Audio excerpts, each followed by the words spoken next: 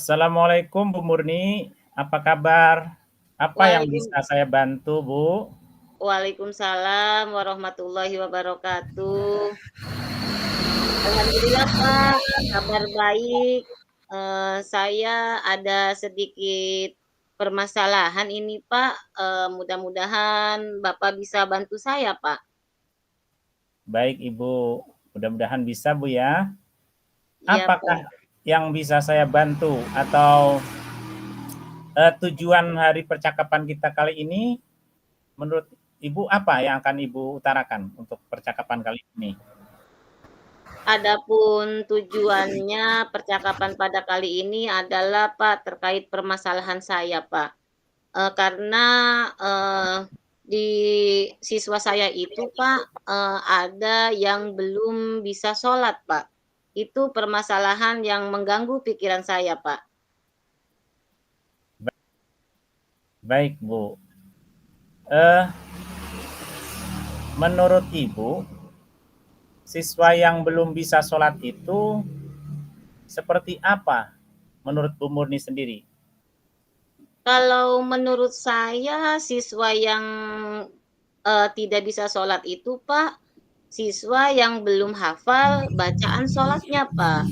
Karena sholat itu kan bukan hanya sekedar gerakan saja ya Pak, tetapi yang utama itu adalah bacaannya terlebih dahulu. Karena antara gerakan dan bacaan itu harus sesuai Pak. Jadi anak tersebut belum hafal bacaan sholatnya Pak Iwan. Baik Bu, baik.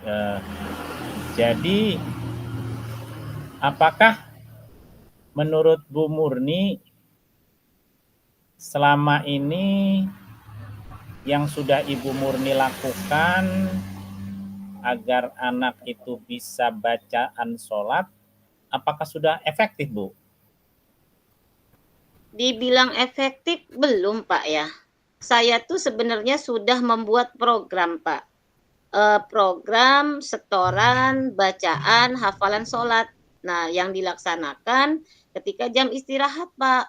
Tapi program yang saya buat ini, saya pikir, bukan saya pikir ya Pak, sudah berjalan, tetapi belum efektif Pak. Padahal saya sudah buat programnya. Dan anak tersebut harus menyetor hafalan bacaan sholat itu ketika jam istirahat Pak. Tapi belum Hmm. efektif Pak, hasilnya belum baik gitu Pak. Baik Bu. Jika demikian, rencana aksi bagaimana menurut Ibu Murni agar kegiatan yang sudah Ibu lakukan itu efektif? Kalau menurut saya ya Pak, mungkin saya bukan, kalau menurut saya sepertinya saya harus bekerja sama dengan wali murid tersebut, Pak. Karena kan Iya. pertama saya sudah membuat program setoran bacaan sholat, tetapi hasilnya belum maksimal. Tetapi saya belum mencoba untuk bekerja sama dengan wali murid tersebut. Saya pikir mungkin dengan saya bekerja sama dengan wali murid tersebut, nanti hasilnya akan lebih baik ya, Pak. Karena nanti, orang tua tersebut bisa sama-sama bekerja sama memantau anaknya untuk membimbing anaknya menghafal bacaan sholat, Pak. Jadi rencana saya itu, Pak, nanti akan di samping anak tersebut disuruh menyetorkan bacaan sholat, saya akan bekerja Iya, iya. sama dengan orang tuanya, Pak. Pak Iwan, seperti itu yang akan saya, laksanakan. Iya, iya, Bu. Baik, baik. Dari rencana tersebut, tentunya Ibu sekarang ini sudah melakukan hal baik, tetapi belum maksimal.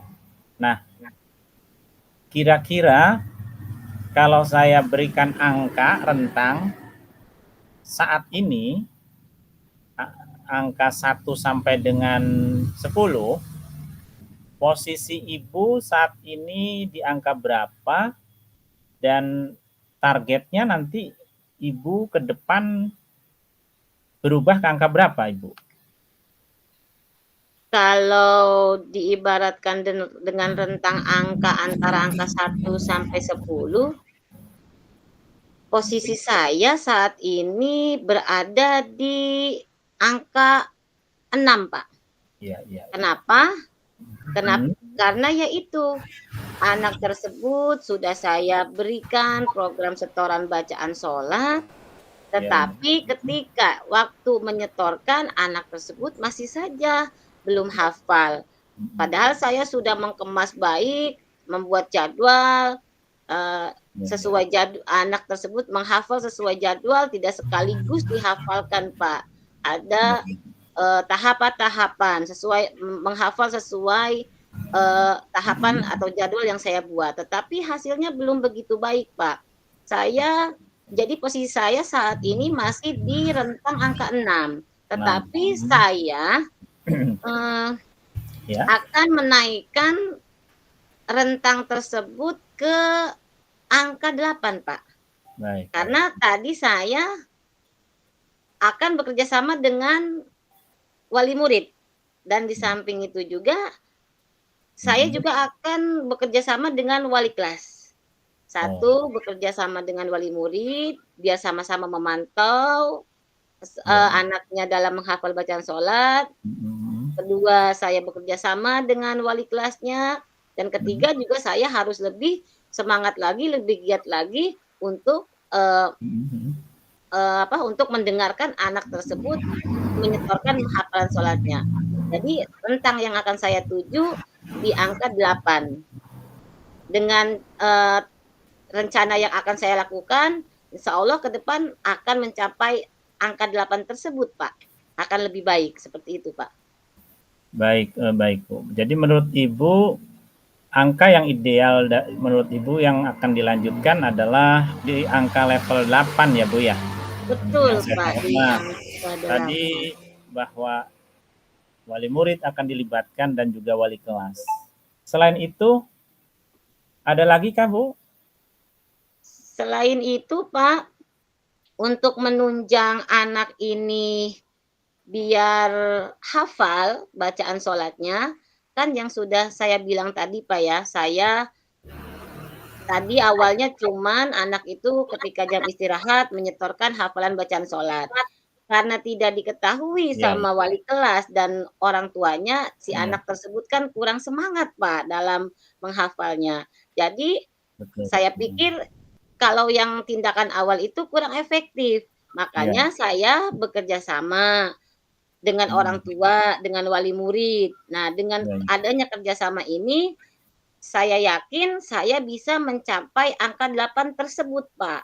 Mhm. Dan di samping anak itu hafal bacaan sholat, saya juga, Pak, ada program di setiap hari Jumat itu program sholat, duha berjamaah. Oke, Nah, oke, mantap ya, ya. ya di sini tuh, Pak, ya, jadi kan yang saya bilang tadi, Pak Iwan, Iya, iya. anak tidak bisa sholat itu sebenarnya bukan belum hafal bacaan sholatnya saja, karena memang sholat itu kan ada bacaan dan gerakan.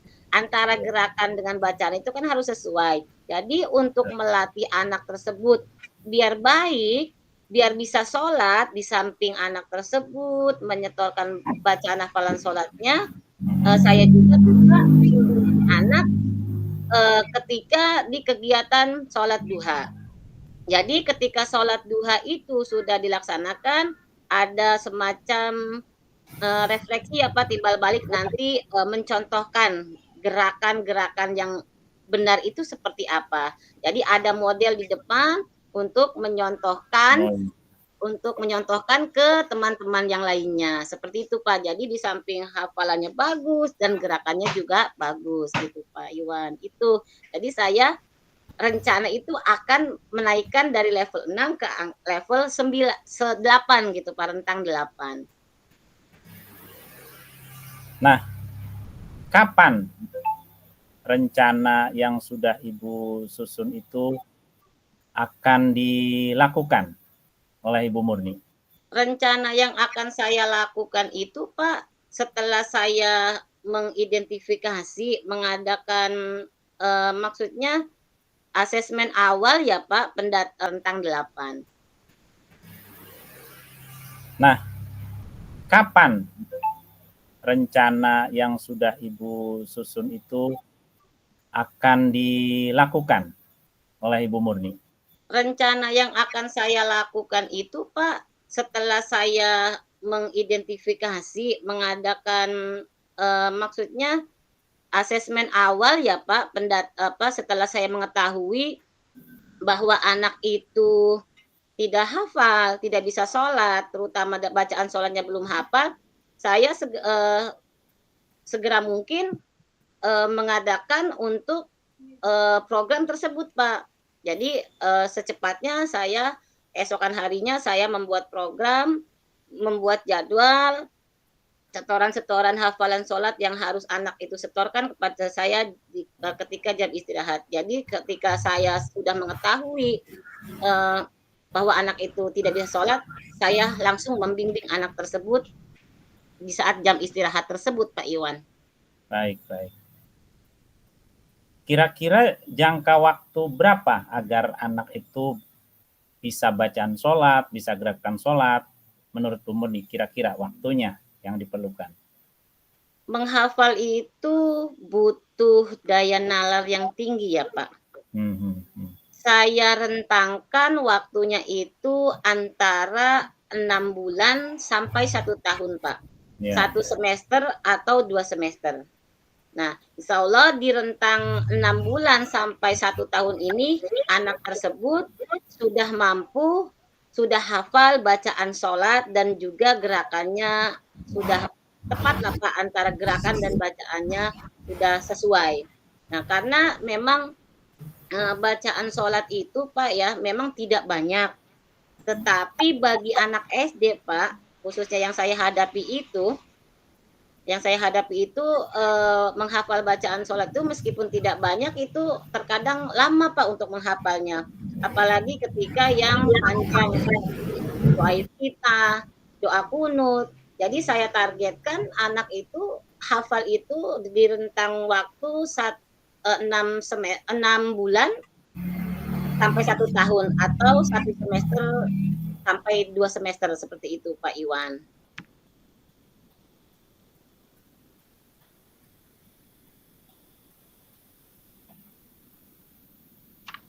Baik, terima kasih Ibu, semangat. Dari percakapan kita yang cukup luar biasa ini Bu, apa kesimpulan Bu Murni dari hasil percakapan kita ini?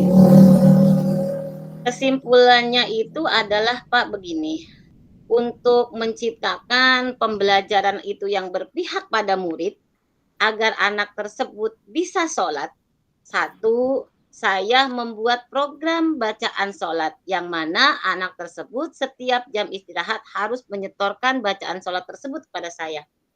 Yang kedua, saya akan bekerja sama dengan orang tua siswa tersebut. Tujuannya apa? Dengan adanya kerjasama antara orang tua dengan saya, nanti akan ada timbal balik yang positif, Pak.